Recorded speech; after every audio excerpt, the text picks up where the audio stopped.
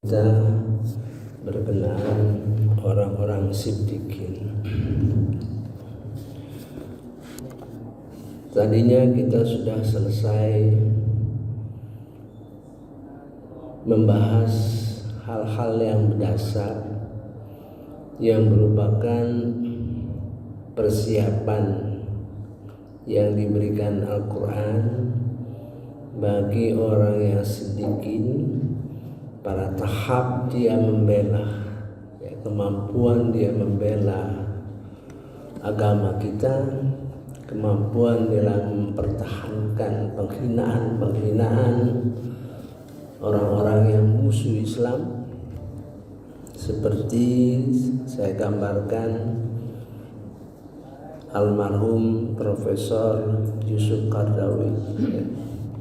Maka terlihat di dalam surah Az-Zumar ini pembekalan, sehingga seorang siddiqin itu mampu dia membela. A'udzubillahi minasyaitonirrajim. Bismillahirrahmanirrahim. Allah telah menurunkan perkataan yang paling baik, yaitu Al-Quran yang serupa ayat-ayatnya lagi berulang-ulang. Gemetar karenanya kulit orang-orang yang takut kepada Tuhannya, kemudian menjadi tenang kulit dan hati mereka ketika mengingat Allah.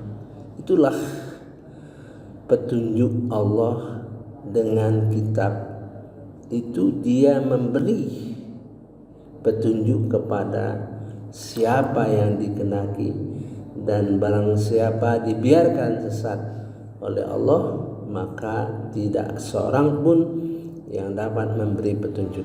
Jadi surah ini merupakan salah satu dari 4 yang menggambarkan hati yang bergetar.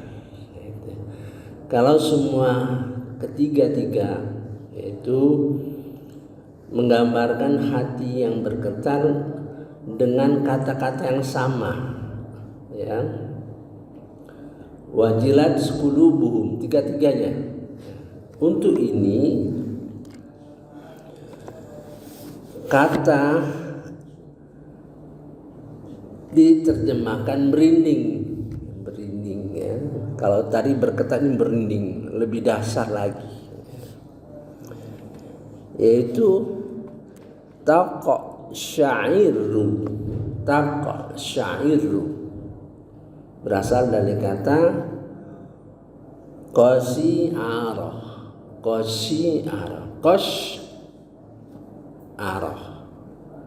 Artinya biasanya kita boleh pengetahuan kalau huruf-hurufnya lebih banyak.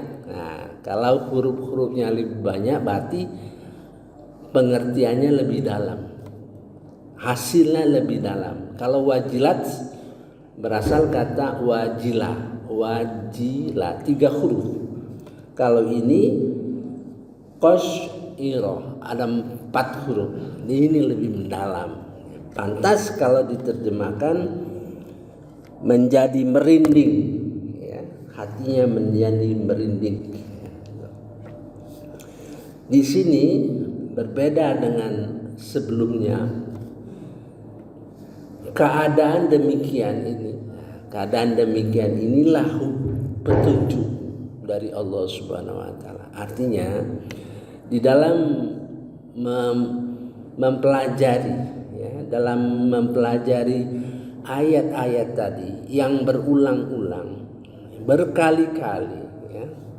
Misalnya satu cerita mengenai Fir'aun, kisahnya berulang-ulang baik di dalam surah Al-Qasas, baca bermacam-macam surah. Nah, yang bersangkutan memahami perbedaan itu, sehingga itulah yang dijadikan hidayah oleh Allah Subhanahu wa taala. Zalika hudallah, Demikianlah petunjuk Allah. Yahdi bihi, dia akan memberi petunjuk kepada siapa yang dia kehendaki. Mayyasha. Jadi ayat ini menunjukkan keadaan yang lebih dalam. Ya. Pertama, berulang-ulang, artinya orang ini memahami Al-Quran itu berulang-ulang, ya. Sehingga dia melihat perbedaan satu dengan yang lain, walaupun dengan kata-kata yang sama, ya. Walaupun dengan kata-kata yang sama. Satu. Kemudian kata takut, alladzina yakhshawna rabbahum, kata takut itu menunjukkan dia orang berilmu, ya. Khosyaya itu takut dalam arti takut karena ilmu. Jadi lebih tinggi. Jadi satu persiapan dalam membela agama kita, membela kehinaan yang dilontarkan kepada Nabi Muhammad, kepada Al-Quran, itu dibela orang siddiqin dengan persiapan, ya, memahami Al-Quran. Pantas Profesor Dr. Yusuf Qaradawi membuat pernyataan sungguh sangat berat menghadapi musuh-musuh Islam dalam keinginan mereka menjatuhkan Islam, merendahkan Nabi Muhammad SAW, merendahkan Al-Quran. Untung kata beliau, aku hafal Quran, aku mengerti Quran, aku paham Quran, sehingga aku bisa menjelaskan kepada mereka. Mudah-mudahan beliau menjadi mujahid internasional, sudah meninggal pada usia 90 tahun lebih. Nah, satu. Kedua, orang yang membela itu, ya. Afaman syarahallah, maka apakah orang yang dibukakan hatinya oleh Allah? Afaman syarahallahu sadrahu lil Islam, hatinya terhadap seluruh persoalan-persoalan Islam, fahuwa ala nur, lalu dia hidup, ya, di atas nur. Jadi orang ini hidup di atas nur. Nur siapa? Nurim mir rabbi. Nur, ya. Nih, kita bisa memahami bagaimana orang hidup di dalam nur. Apa yang dilihatnya itu bagi orang tidak lihat, tidak jelas. Bagi dia dengan nur jelas bagi dia. Nur mir rabbi. Nah, kedua. Ketiga adalah pemahaman terhadap tauhid. Orang kalau tidak kuat tauhidnya, lemah. Ini digambarkan di dalam surah Az-Zumar ayat 29. Berderet ya. Ini diceritakan Allah membuat perumpamaan, yaitu seorang laki-laki hamba saya yang dimiliki oleh beberapa orang yang berserikat, yang dalam perselisihan, dan seorang hamba saya yang menjadi milik penuh dari seorang saja. Adakah kedua hamba saya itu sama keadaannya? Segala puji bagi Allah, tetapi kebanyakan mereka tidak mengetahui. Ya, ini gambaran Allah menjelaskan bagaimana tauhid, ya. Jadi kalau seorang hamba dimiliki oleh beberapa orang yang berserikat dan berselisih, ya, tentu akan lebih sulit dibandingkan seorang hamba saya yang dimiliki oleh seseorang. Nah, itu. Jadi Allah memberi pelajaran pada kita, kalau orang punya niat, punya nawaitu yang bermacam-macam, ya, dalam mempersekutukan Allah Subhanahu wa taala, maka akan berat jalannya, itu terseok-seok dibandingkan seorang yang mengerjakan sesuatu bertujuan hanya lillahi ta'ala. Nah, gitu. Bertujuan hanya semuanya teruntuk bagi Allah Subhanahu wa taala, hanya satu. Beda dengan orang yang punya niat yang berbanyak, lebih dari satu lah katakanlah. Mari kita baca. Daraballahu masalan rajulan fihi syuraka.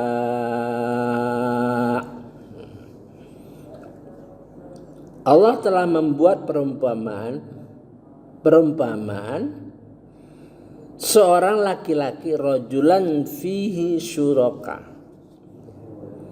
seorang laki-laki yang dimiliki beberapa orang yang berserikat, mutasyakisun, yang berselisih, bertengkar, ya. Dan warajulan salama, seorang laki-laki yang menjadi hak penuh seseorang, dia selamat, ya, gitu. Li rajulin, bagi seorang laki-laki, ya. Nah, sekarang Allah nanya.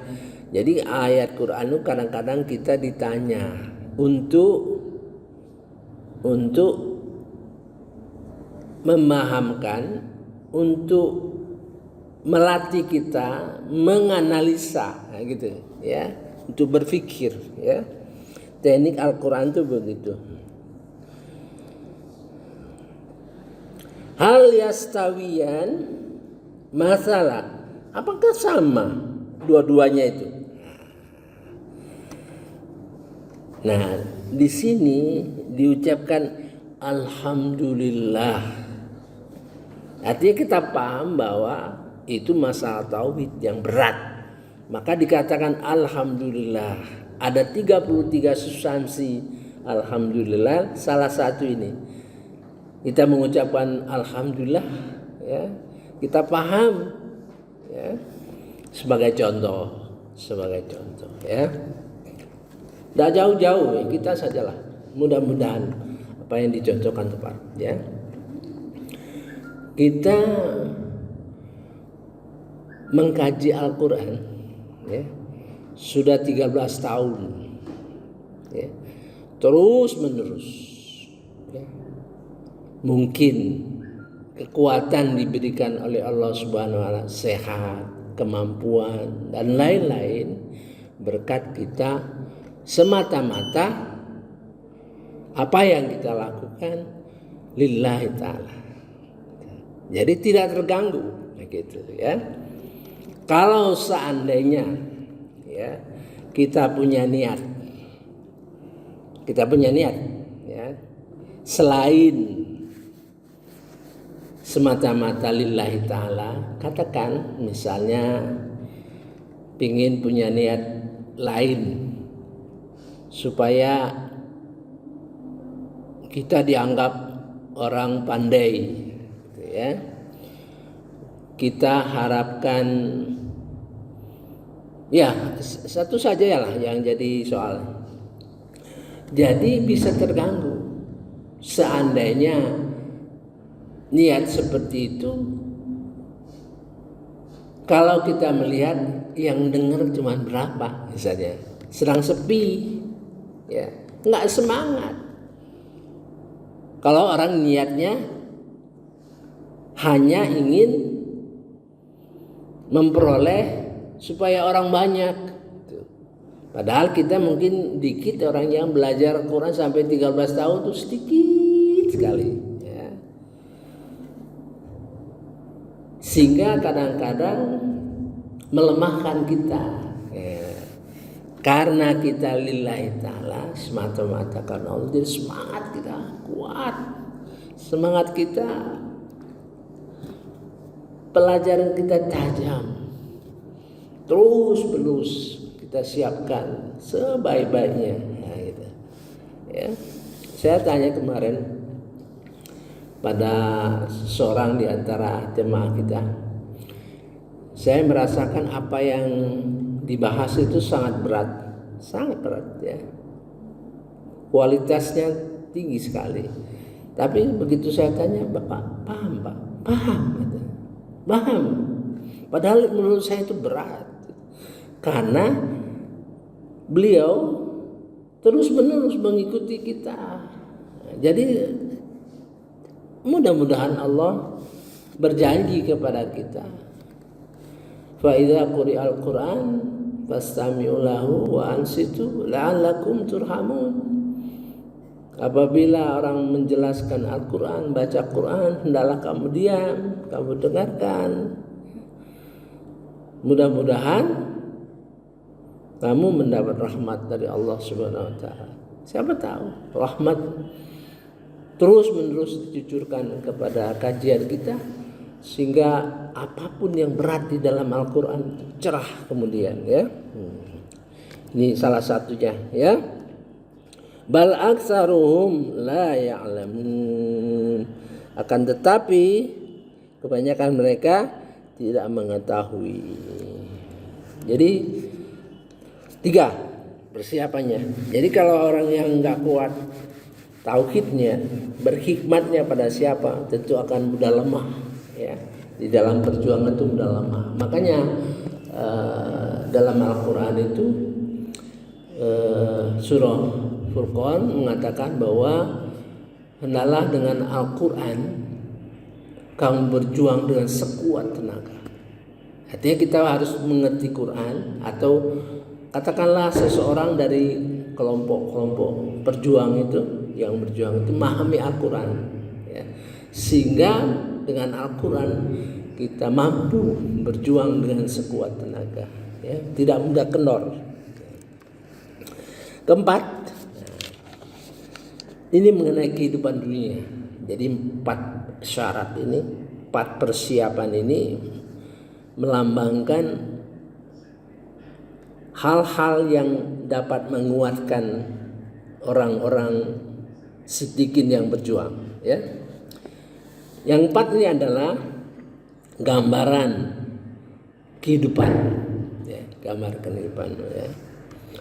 Apakah seorang, ayat 21, ayat 21, apakah engkau tidak memperhatikan bahwa Allah menurunkan air dari langit, lalu diaturnya menjadi sumber-sumber air di bumi, kemudian dengan air itu ditumbuhkannya tanam-tanaman yang bermacam-macam warnanya, kemudian menjadi kering, lalu engkau melihatnya kekuning-kuningan, kemudian dijadikannya hancur berderai-derai. Sungguh pada yang demikian itu terdapat pelajaran bagi orang yang mempunyai akal sehat, ulil albab, ya. Nah, kalau diceritakan mengenai air hujan yang turun, ya, dari langit, ada 2 yang harus kita pahami. Satu, benar-benar itu air. Kedua adalah menceritakan bagaimana Al-Quran itu bermanfaat bagi bumi, diturunkan sehingga Al-Quran itu bermanfaat bagi bumi ini, seperti bermanfaatnya air hujan, gitu, ya. Selalu tanamkan seperti itu, karena setelah itu biasanya ada surat Al-Quran, setelah itu ada Quran, atau sebelumnya, ya. Jadi memahami seperti itu. Alam tara annallah, apakah kamu tidak lihat, tidak perhatikan, ya, Allah telah menurunkan anzala minas sama'i ma'an fasalakahu. menurunkan air hujan lalu mengalirkan fasalakahu yanabi'